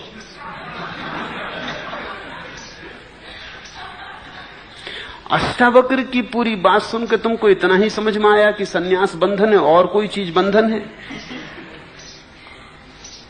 आदमी चालाक है, मन बेईमान है। मन बड़े हिसाब में रहता है, वो देखता अपने मतलब की बात निकाल लो। चलो ये तो बहुत ही अच्छा हुआ, झंझट से बचे। डरे डरे लेने की सोच रहे थे, ये अष्टावक्र अच्छे मिल गए रास्ते पर। उन्होंने खूब समझा दिया, ठीक समझा दिया, अब कभी भूल के सन्यास न लेंगे। अष्टावक्र से कुछ और सीखोगे। लोग मेरे पास आ जाते, वो कहते हैं अब ध्यान छोड़ दें, क्योंकि अष्टावक्र कहते हैं ध्यान में बंधन है। धन छोड़ोगे, पद छोड़ोगे, सिर्फ ध्यान, और ध्यान अभी लगा ही नहीं, छोड़ोगे खा। ध्यान होता और तुम कहते छोड़ दें, तो मैं कहता छोड़ दो। मगर जिसका ध्यान लग गया वो कहेगा ही नहीं छोड़ने की बात, वो छोड़ने पकड़ने के बाहर गया। वो अष्टावक्र को समझ लेगा, आनंदित होगा, गदगद होगा। वो कहेगा ठीक, बिल्कुल बात यही तो है। ध्यान में ध्यान ही तो छूटता है, सन्यास में बंधन ही तो छूटते हैं। सन्यास कोई बंधन नहीं, ये तो केवल और सारे बंधनों को छोड़ने का एक उपाय है। अंततः तो ये भी छूट जाएगा। ऐसा ही समझो कि पैर में कांटा लगा तो तुम दूसरा कांटा उठा के पहले कांटे को निकाल लेते हो। दूसरा कांटा भी कांटा है, लेकिन पहले कांटे को निकालने के काम आ जाता है। फिर तो तुम दोनों फेंक देते हो, फिर दूसरे कांटे को संभाल के थोड़ी रखते कि इसने बड़ी कृपा की कि पहले कांटे को निकाल दिया। फिर ऐसा थोड़ी करते कि पहला कांटा जहां लगा था वहां दूसरा लगा लो, ये बड़ा प्रिय। सन्यास तो कांटा है, संसार का कांटा लगा है, उसे निकालने का एक उपाय है। अगर तुम बिना कांटे के निकाल सको, बड़ा शुभ। अष्टावक्र की बात समझ में आ जाए तो इससे शुभ और क्या हो सकता है। फिर किसी सन्यास की कोई जरूरत नहीं। लेकिन जरा सोच लेना, कहीं ये बेईमानी ना हो। अगर बेईमानी हो तो हिम्मत करो और सन्यास में उतरो। कभी ऐसी घड़ी आएगी जब सन्यास को भी छोड़ने के तुम योग्य हो जाओगे। लेकिन छोड़ना क्या है? जब समझ आती है तो छोड़ने को कुछ भी नहीं, सब छूट जाता है। यही तो जनक ने कहा कि प्रभु ये शरीर भी छूट गया। अभी जनक शरीर में है, शरीर छूट नहीं गया, लेकिन जनक कहते हैं ये शरीर भी छूट गया, ये सारा संसार भी छूट गया, ये सब छूट गया। मैं बिल्कुल अलिप्त, भावातीत हो गया। कैसी कुशलता आपके उपदेश की, ये कैसी कला। कुछ भी हुआ नहीं, न महल छूटा, न संसार छूटा, न शरीर छूटा, और सब छूट गया। जिस दिन तुम समझोगे तो फिर कुछ छोड़ने को नहीं है, न संसार और न सन्यास। छोड़ने की बात ही उस आदमी की है जो सोचता है कुछ पकड़ने को है। त्याग भी भोग की छाया है, त्यागी भी भोगी का ही शीर्षासन करता हुआ रूप है। जब भोग जाता त्याग भी जाता, वो दोनों साथ रहते साथ जाते। इसलिए तो तुम देखते हो भोगियों को त्यागियों के पैर पड़ते, वो साथ साथ है। आधा काम त्यागी कर रहे, आधा भोगी कर रहे, दोनों एक दूसरे के साथ जुड़े। न भोगी जी सकते त्यागी के बिना, न त्यागी जी सकते भोगी के बिना। तुमने देखा ये षड्यंत्र। एक आदमी मेरे पास आया, वो कहा कि ध्यान सीखना। सन्यासी थे, पुराने ढप के सन्यासी। तो मैंने कहा कि ठीक है, कल सुबह ध्यान में आ जाओ। उन्होंने कहा वो तो जरा मुश्किल है। मैंने कहा क्यों, इसमें क्या मुश्किल है? मुश्किल ये है कि ये मेरे साथ जो हैं, जब तक ये मेरे साथ ना आए मैं नहीं आ सकता, क्योंकि पैसा ये रखते हैं, पैसा मैं नहीं छूता। इनको सुबह कहीं और जाना है तो मैं कल सुबह तो ना आ सकूंगा। ये भी खूब मजा हुआ। पैसे की जरूरत तो तुम्हें है ही, फिर तुम अपनी जेब में रखोगे, दूसरे की जेब में, इससे क्या फर्क पड़ता है? और ये तो और बंधन हो गया। इससे तो वही ठीक जो अपनी जेब में रखते हैं, कम से कम जहां जाना है जा तो सकते। अभी एक अजीब मामला हो गया कि ये आदमी जब तक साथ ना हो तब तक तुम आ नहीं सकते, क्योंकि टैक्सी में पैसा देना पड़ेंगे, पैसा हम छूते नहीं। तो तुम अपना पाप इस आदमी से करवा रहे हो, अपना पाप खुद करो। ये बड़े मजे की बात है कि टैक्सी में तुम बैठोगे, नरक ये जाएगा। इस पर कुछ दया करो। ये भोगी योगी का खूब जोड़। तुम्हारे सारे त्यागी भोगियों से बंधे जी रहे, और तुम्हारा भोगी भी त्यागियों से बंधा जी रहा, क्योंकि वो त्यागी के चरण छू के सोचता है आज त्यागी नहीं तो कम से कम त्यागी के चरण तो छूता हूं, चलो कुछ तो तृप्ति, कुछ तो किया। आज नहीं कल मैं भी त्यागी हो जाऊंगा, लेकिन अभी त्यागी की पूजा अर्चना तो करता हूं। जैन कहते हैं कहां जा रहे? साधु जी की सेवा करने जा रहे। सेवा करके सोचते हैं कि चलो कुछ तो लाभ अर्जन कर रहे हैं। उधर साधु बैठे, वो राह देख रहे हैं कि भोगी जी कब आए। इधर भोगी जी हैं, वो देखते हैं कि साधु जी कब गांव में पधारे, तो भोगी जी और साधु जी दोनों एक ही सिक्के के पहलू हैं। तुम जरा सोचो, अगर भोगी साधुओं के पास जाना बंद कर दें, कितने साधु वहां बैठे रहेंगे? वो सब भाग खड़े होंगे। कौन इंतजाम करेगा, कौन व्यवस्था करेगा? वो सब जा चुके होंगे। लेकिन भोगी साधु को संभालता है, साधु भोगी को संभाले रखता है। ये पारस्परिक है। वास्तविक ज्ञानी न तो त्यागी होता न भोगी होता। वो इतना ही जान लेता है कि मैं सिर्फ साक्षी हूं। अब पैसे दूसरे की जेब में रखो कि अपनी जेब में रखो, क्या फर्क पड़ता? वो साक्षी है। हो तो साक्षी है, ना हो तो साक्षी है। गरीब हो तो साक्षी है, अमीर हो तो साक्षी है। साक्षी में थोड़ी गरीबी अमीरी से फर्क पड़ता है। क्या तुम सोचते हो भिखमंगा साक्षी होगा तो उसका साक्षीपन थोड़ा कम होगा, और सम्राट साक्षी होगा तो उसका साक्षीपन थोड़ा ज्यादा होगा? साक्षीपन कहीं कम ज्यादा होता है। गरीब हो कि अमीर, स्वस्थ हो कि अस्वस्थ, पढ़ा लिखा हो कि बेपढ़ा लिखा, सुंदर हो कि कुरूप, ख्याति नाम हो कि बदनाम, इससे कोई फर्क नहीं पड़ता। साक्षी कुछ ऐसी संपदा है जो सभी के भीतर बराबर है, उसमें कुछ कम ज्यादा नहीं होता। हर स्थिति के हम साक्षी हो सकते हैं, सफलता के, विफलता के, सम्मान के, अपमान के। साक्षी बनूं, इतना ही अष्टावक्र का कहना है। लेकिन अगर पाओ कि कठिन है साक्षी बनना,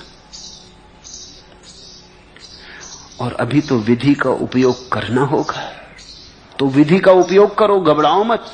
विधि का उपयोग कर करके तुम इस योग्य बनोगे कि विधि के भी साक्षी हो जाओगे। इसलिए तो मैं कहता हूं ध्यान करो, कोई फिक्र नहीं, क्योंकि मैं जानता हूं ध्यान न करने से तुम्हें साक्षी भाव नहीं आने वाला। ध्यान न करने से केवल तुम्हारे विचार चलेंगे। तो विकल्प ध्यान और साक्षी में थोड़ी है, विकल्प विचार और ध्यान में। समझे मेरी बात? तुम जब नहीं ध्यान करोगे, सुन लिया अष्टावक्र को, अष्टावक्र ने कहा ध्यान इत्यादि सब बंधन है, और बिल्कुल ठीक कहा, 100% ठीक कहा। तो तुमने ध्यान छोड़ दिया तो तुम क्या करोगे? साक्षी हो जाओगे। उस समय तुम वही कूड़ा करकट विचार दोहराओगे। तो ये तो बड़े मजे की बात हुई। ये तो अष्टावक्र के कारण तुम और भी संसार में गिरे। ये तो सीढ़ी जिससे चढ़ना थी तुमने नरक में उतरने के लिए लगा ली। सीढ़ी वही है। मैं तुमसे कहता हूं ध्यान करो, क्योंकि अभी तुम्हारे सामने विकल्प ध्यान और विचार इसका है। अभी साक्षी का तो तुम्हारे सामने विकल्प नहीं है। हां, जब ध्यान कर करके विचार समाप्त हो जाएगा तब एक नया विकल्प आएगा कि अब चुनना है साक्षी या ध्यान। तब साक्षी चुनना और ध्यान को भी छोड़ देना। अभी अगर तुमने तय किया कि सन्यास नहीं लेना है तो तुम संसारी रहोगे। अभी विकल्प सन्यास और संसार में। अभी मैं कहता हूं लो सन्यास, फिर एक दिन ऐसी घड़ी आएगी कि विकल्प संसार और सन्यास का नहीं रह जाएगा। सन्यास तो गया, संसार रह गया। तब परम सन्यास और सन्यास का विकल्प होगा। तब मैं तुमसे कहूंगा जाने दो सन्यास, अब डूबो परम सन्यास में। हां, अगर तुम क्षण भर में जनक जैसे जा सकते हो तो मैं बाधा देने वाला नहीं। तुम सुखी हो जाओ, सुखी भव। न हो पाओ तो इसमें कोई और निर्णय करेगा नहीं, तुम ही निर्णय करना कि अगर सुखी नहीं हो पा रहे तो फिर कुछ करना जरूरी है।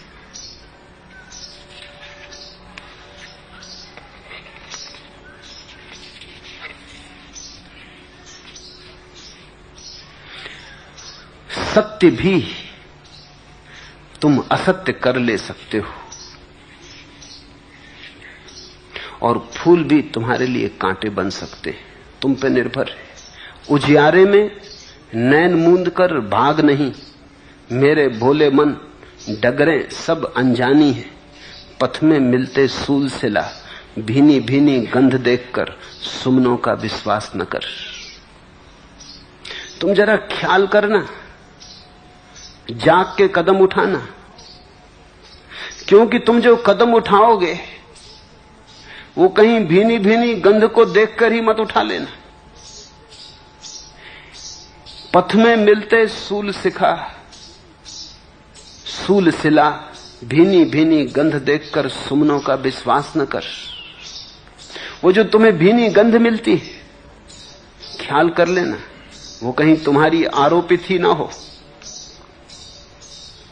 वो कहीं तुम्हारा लोभ ही ना हो, वो तुम्हारा कहीं भय ही ना हो, वो कहीं तुम्हारी कमजोरी ही ना हो जो तुम आरोपित कर लेते हो। और उस भीनी गंध में तुम भटक मत जाना।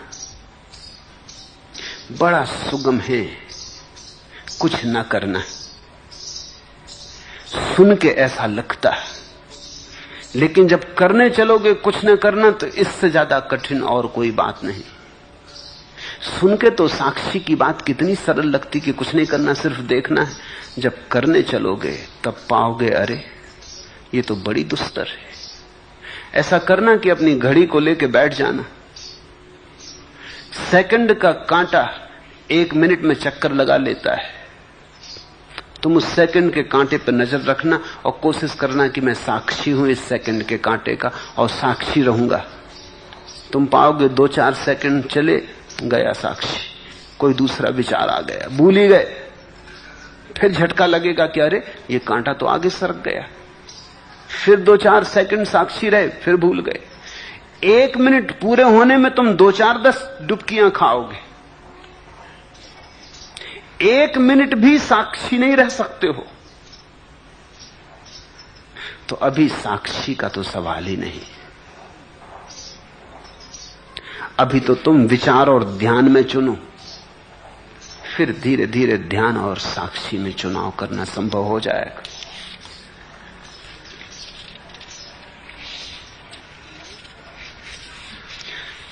सन्यास का पूछते हो तो सन्यास तो सिर्फ मेरे साथ होने की एक भाव भंगिमा है। ये बंधन नहीं है, तुम मुझसे बंध नहीं रहे हो। मैं तुम्हें कोई अनुशासन नहीं दे रहा हूं, कोई मर्यादा नहीं दे रहा हूं। मैं तुमसे कह नहीं रहा कब उठो, क्या खाओ, क्या पियो, क्या करो, क्या ना करो। मैं तुमसे इतना ही कह रहा हूं कि साक्षी रहो। मैं तुमसे इतना ही कह रहा हूं कि मेरा हाथ मौजूद है, मेरे हाथ में हाथ गहो। शायद 2 कदम मेरे साथ चल लो तो मेरी बीमारी तुम्हें भी लग जाए। संक्रामक है ये बीमारी। बुद्ध के साथ थोड़ी देर चल लो तो तुम उनके रंग में थोड़े रंग जाओगे, एकदम बच नहीं सकते। थोड़ी गंध उनकी तुम में से भी आने लगेगी। बगीचे से गुजर जाओ तो तुम्हारे कपड़ों में भी फूलों की गंध आ जाती। फूल छुए भी नहीं तो भी। सन्यास तो मेरे साथ चलने की थोड़ी हिम्मत है, थोड़ी भावभंगिमा। ये तो मेरे प्रेम में पड़ना है। इस प्रेम की पूरी प्रक्रिया यही है कि तुम्हें मुक्त करने के लिए मैं आयोजन कर रहा हूं। तुम मेरे साथ चलो तो मुक्ति की गंध तुम्हें देना चाहता हूं।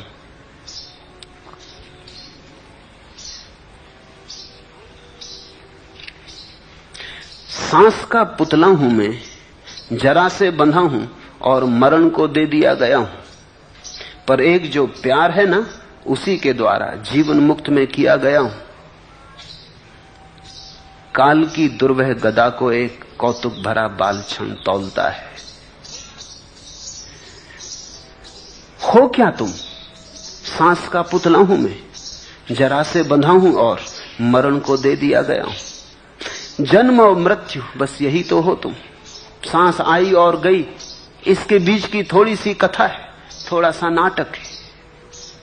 इसमें अगर कुछ भी है जो तुम्हें पार ले जा सकता है मृत्यु के और जन्म के, पर एक जो प्यार है ना, उसी के द्वारा जीवन मुक्त में किया गया हूं। अगर जन्म और मरण के बीच प्यार घट जाए, सन्यास तो मेरे साथ प्रेम में पड़ना है,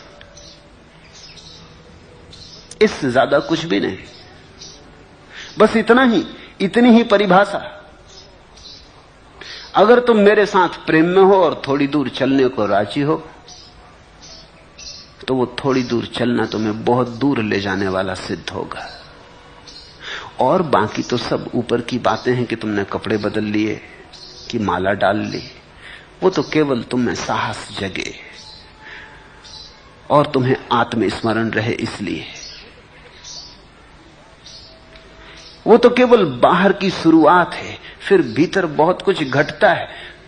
तुम जिनको देख रहे हो गैरिक वस्त्रों में रंगे हुए, उनके सिर्फ गैरिक वस्त्र ही मत देखना, थोड़े उनके हृदय में झांकना, तो तुम वहां पाओगे प्रेम की एक नई धारा का आविर्भाव हो रहा है।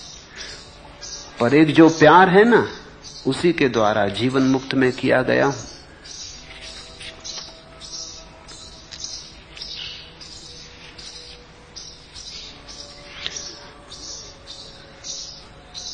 मुझे गिरने दो तुम्हारे ऊपर। अभी तुम अगर पाषाण भी हो तो फिक्र मत करो, ये जलधार तुम्हारे पाषाण को काट डालेगी। किरण जब मुझ पर झरी, मैंने कहा मैं वज्र कठोर हूं, पत्थर सनातन। किरण बोली, भला ऐसा? तुम्ही को खोजती थी मैं, तुम्ही से मंदिर गढ़ूंगी, तुम्हारे अंतःकरण से तेज की प्रतिमा उकेरूंगी। स्तब्ध मुझको किरण ने अनुराग से दुलरा लिया। किरण जब मुझ पर झरी, मैंने कहा मैं वज्र कठोर हूं, पत्थर सनातन। तुम भी यही मुझसे कहते हो कि नहीं, आप हमें बदल ना पाएंगे, कि हम पत्थर हैं बहुत प्राचीन, कि न बदलने की हमने कसम खा ली। लेकिन मैं तुमसे कहता हूं, किरण बोली, भला ऐसा? तुम्ही को तो खोजती थी मैं, तुम्ही से मंदिर गढ़ूंगी, तुम्हारे अंतःकरण से तेज की प्रतिमा उकेरूंगी। स्तब्ध मुझको किरण ने अनुराग से दुलरा लिया। ये गैरिक वस्तु तो केवल मेरे प्रेम की सूचना है, तुम्हारे प्रेम की मेरे तरफ, मेरे प्रेम की तुम्हारी तरफ। ये तो एक गठबंधन है।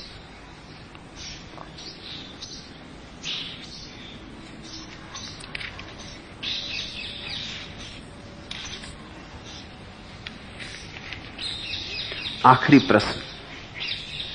हे प्रिय प्यारे प्रणाम ले लो, इन आंसुओं को मुकाम दे दो। तुमने तो भर दी है झोली, फिर भी मैं कोरी की कोरी।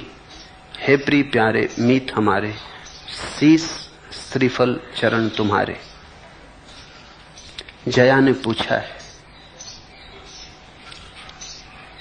जया मेरे करीब है बहुत वर्षों से।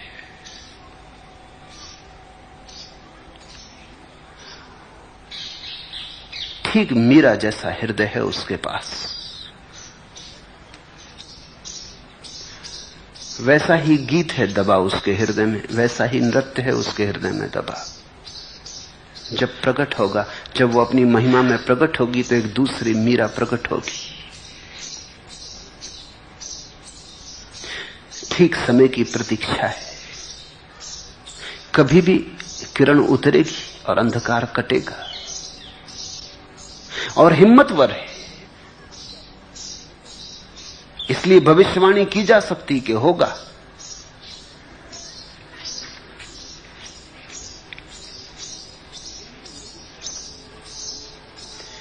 किंतु नहीं क्या यही धुंध है सदावर्त, जिसमें निरंतर तुम्हारी करुणा बटती रहती है दिनयाम। कभी झांक जाने वाली छाया ही अंतिम भाषा संभव नाम। करुणाधाम बीज मंत्र यह, सार सूत्र यह, गहराई का एक यही परिमाण। हमारा यही प्रणाम। धुंध ढकी कितनी गहरी वापिका तुम्हारी, लघु अंजलि हमारी। प्रभु के सामने तो हमारे हाथ सदा छोटे ही पड़ जाते हैं। हमारी अंजलि छोटी है। धुंध ढकी कितनी गहरी वापिका तुम्हारी, लघु अंजलि हमारी। जिनके हृदय में भी प्रेम है, उन्हें सदा ही लगेगा हमारी अंजलि बड़ी छोटी। पूछा है जया ने, हे प्रिय प्यारे प्रणाम ले लो, इन आंसुओं को मुकाम दे दो। तुमने तो भर दी है झोली, फिर भी मैं कोरी की कोरी। ये कुछ ऐसा भराव है कि इसमें आदमी और शून्य होता चला जाता।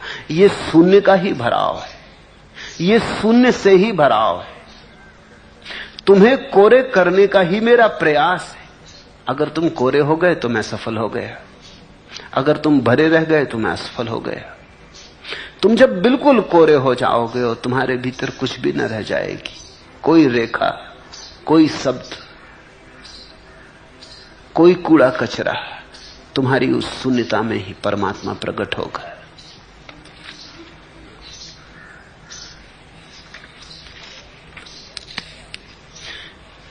जया से कहूंगा, जा आत्मा जा, कन्या वधू का उसकी अनुगा, वह महाशून्य ही अब तेरा पथ, वह महाशून्य ही अब तेरा पथ। लक्ष्य अन्न जल पावक, लक्ष्य अन्न जल पालक पति, आलोक धर्म तुझको वह एकमात्र सरसाएगा। ओ आत्मारी तू गई वरी, ओ संप्रक्ता ओ परिणीता, महाशून्य के साथ भावने तेरी रची गई, महाशून्य के साथ भावरें तेरी रची गई। ये रिक्त होना, ये कोरा होता जाना, महाशून्य के साथ भावरों का रच जाना है। नाचते उस शून्य के महाभाव को प्रकट करते, गुनगुनाते मस्त खोते जाना है। होते जाने का एक ही उपाय है, खोते जाना है। यहां तुम पूरे शून्य हुए कि वहां परमात्मा पूरी तरह उतरा, तुम ही बाधा हो, इसलिए घबराओ मत। कोरे हो गए तो सब हो गया। महाराष्ट्र में कथा है कि एक नाथ ने निवृत्तिनाथ को पत्र लिखा, कोरा कागज, कुछ लिखा नहीं। निवृत्तिनाथ ने बड़े गौर से पढ़ा, कोरा कागज, पढ़ने को वहां कुछ था भी नहीं। खूब पढ़ा, बार बार पढ़ा, फिर पढ़ा। पास मुक्ताबाई बैठी थी, फिर उसे दिया, फिर उसने पढ़ा, उसके तो आंसू बहने लगे, वो तो गदगद हो गई। और लोग मौजूद थे, वो कहने लगे ये बड़ा पागलपन हुआ।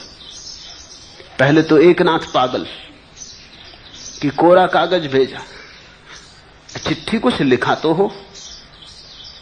फिर ये निवृत्तिनाथ पागल कि पढ़ रहा है, एक बार ही नहीं बार बार पढ़ रहा है।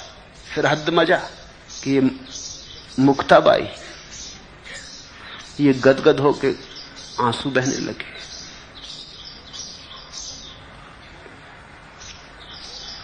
सब शास्त्र कोरे कागज है, और कोरा कागज पढ़ना आ जाए तो सब शास्त्र पढ़ने आ गए। वेद, कुरान, गुरु ग्रंथ, गीता, उपनिषद, बाइबल, धम्मपद, जिसने कोरा कागज पढ़ लिया सब आ गया। तुम कोरे कागज जैसे हो जाओ, इसी चेष्टा में संलग्न, तुम्हें मिटाने में लगाओ, क्योंकि तुम ही बाधा हो। अरियो आत्मारी, कन्या भोली कुंवारी, महाशून्य के साथ भावरें तेरी रची गई।